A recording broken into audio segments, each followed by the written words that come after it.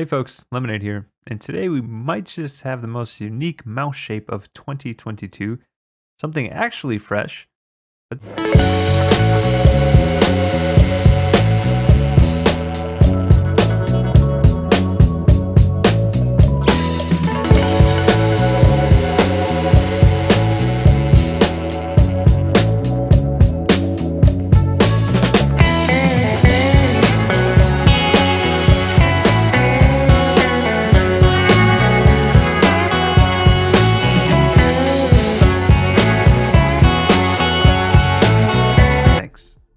All right, so let's knock out the specs real quick, then we'll get into the nitty gritty here. So it's rocking a Pixar 3395 sensor, rated for 75 hours of battery life, runs at 1000 hertz polling rate max, 55 grams of weight.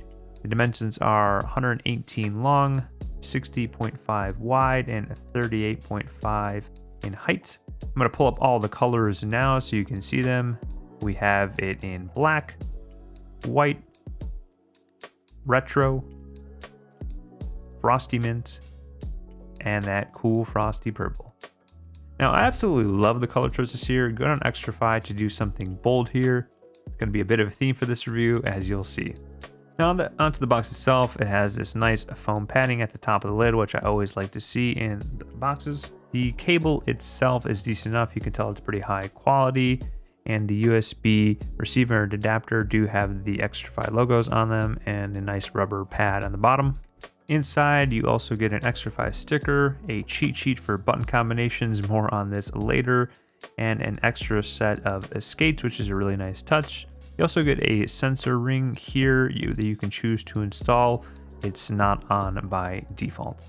Okay, so let's get a quick tour and a close-up of the mouse. So let's start with the USB-C port. And wait a second. Yeah, that's right. It's not there. There's no USB-C port in the front. It's not on this side. It's not on the back of the mouse. They had to put it on the right side of the mouse, and that's kind of our first little unique point of this mouse. It's on the side because Xtrfy really wanted to achieve that super low front button height of 4 millimeters, so they were forced to move the charging port to this side. Now, it does look strange, and there's a little groove right here in this rubber piece that you can put your fingernail in and just pull that out, but it is actually quite a bit thicker than you would think, and it goes in pretty deep there, right there. So I'm not sure of third-party cables being able to work with this. I didn't test it myself, but at least for my fingertip grip, it doesn't bother me while I was testing it. I'll show you here. We'll plug in the cable. This is, again, the stock cable. There's going to be drag here as it's leaning off my desk. Here we go. So my stock kind of fingertip grip, I don't, it doesn't bother me at all. And I don't really feel this. Of course, in a bungee or if I properly set this cable up, I would not feel this at all. Only maybe an aggressive claw would run into an issue, if I were being honest. Maybe if you were kind of really digging your kind of side pinky like deep into the mouse like this, yeah, you're going to feel the cable right there. But besides that, like a more relaxed claw or a palm will be totally fine on the mouse. Anyway, you're probably very rarely going to use it wired, so it's not that big of a deal. Onto the scroll wheel, it has this nice pattern and texture to it, and the steps are nicely defined as well. Side buttons are in a optimal position. Onto the skates, and it has the two larger PTFE feet design that leads into a more controlled feeling.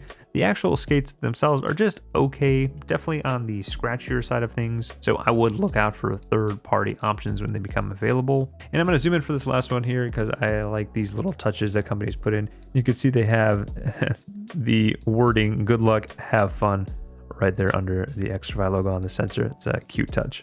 Okay, so on to the on and off button / switches down here. So Xtrfy as a company, they don't have software for the mice, and that's actually kind of refreshing to see, just less bloat on your PC. So they program all the functions into the mouse itself. So you have this slider here that starts with off at the top.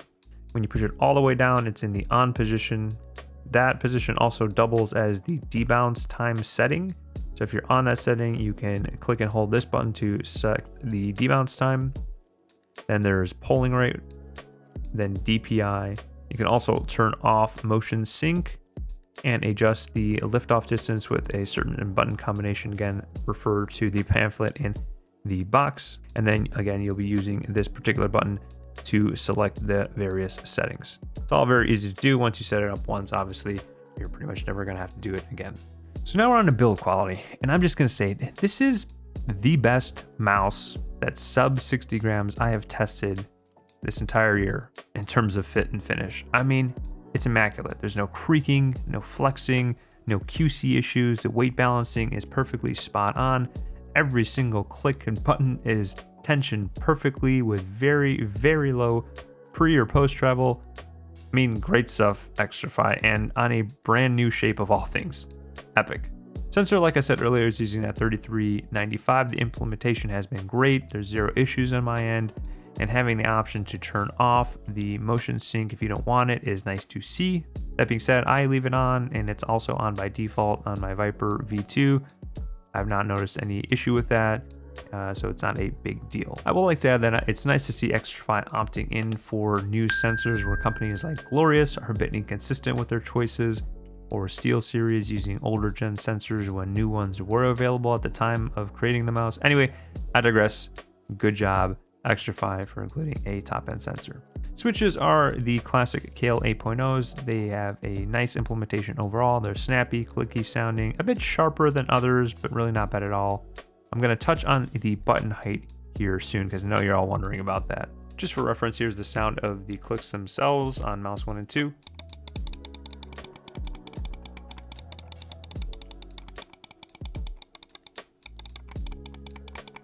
Now, the coating itself is a textured plastic, very similar to Razer mice like the Viper V2 and the Orochi.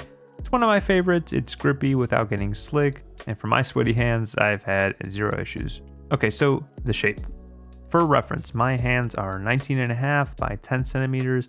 I use a fingertip grip and a wrist aimer.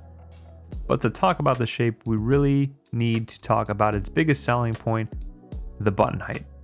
They pushed it to get a super low front end at 4 millimeters from obviously the edge of the surface to the lip of the click right here. But to achieve that, it seems that they had to go for an aggressively sloped click, and it's also very well rounded. So when I use my natural fingertip grip, I kind of end up riding up higher on mouse 1 and 2.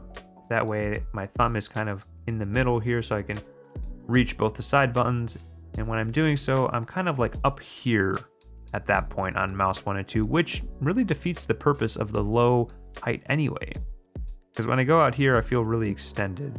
So couple that with it being really curved, and it kind of feels like my fingers are more arched and they just kind of want to slide down because it's, again, very curved, versus having something like a comfort groove or just a flat profile.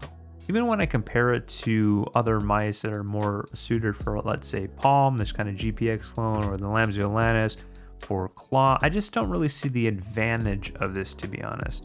I really do feel that the curve and the steepness of it actually take away from what they really wanted to achieve with it. If they added in a light, subtle comfort groove or just kind of made the clicks flat, I really feel that it'd be just more consistent. The other thing that happens with this mouse is on the side area here where you would rest your ring finger, there's just less area to maneuver over a traditional mouse because of these steep, kind of wide clicks that cut off into the side. I mean, just see it here next to the Lamzo. Of course, you have a lot more real estate here to work for your finger to grip the side, where here it's kind of cut off and you're forced back a little bit.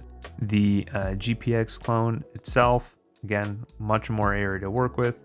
And then lastly, for how curvy they wanted to make the top end of the mouse, the sides are, well, very flat. I mean, you can see they only flare out a tiny bit towards the back down here. Now, maybe some folks will prefer that, but I like seeing a touch more flare to get locked in on the grip area.